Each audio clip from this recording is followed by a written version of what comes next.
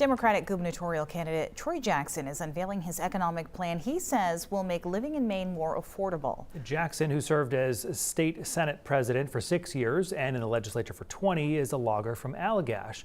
He says his plan will benefit working families. Phil Hirschkorn reports.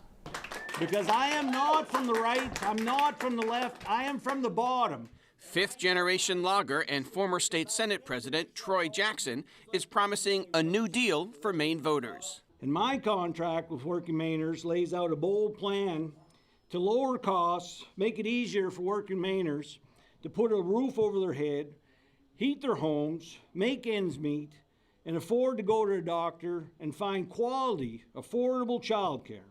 Jackson's economic plan would cut taxes for working families, in part by doubling the earned income tax credit to $649 for individuals and $3,468 for couples with 3 or more kids.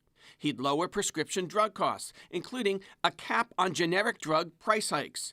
He'd tackle housing affordability with down payment assistance, tax credits for renters, and surcharges on homes worth more than $1 million.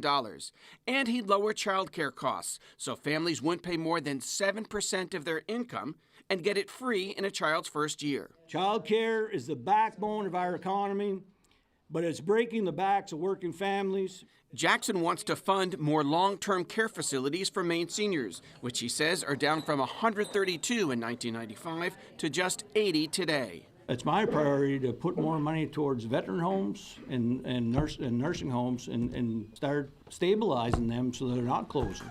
To pay for his plans, Jackson would consider dipping into the state's rainy day fund or raising taxes on the wealthy. Keep in mind, over the last 15 years, we've cut income taxes for wealthy people twice. Jackson has been endorsed by a host of Maine labor unions, including construction workers, electricians, and hospital nurses. Troy is a leader who acts, he is a leader who fights, and he is someone with whom you never have to wonder whose side he is on.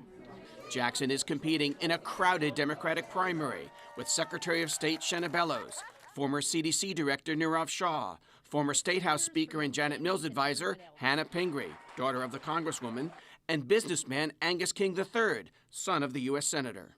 Jackson said politicians with the same old names won't solve our problems because the status quo isn't working, and it hasn't for a long time. In Bangor, Phil Hirschkorn for News Center, Maine.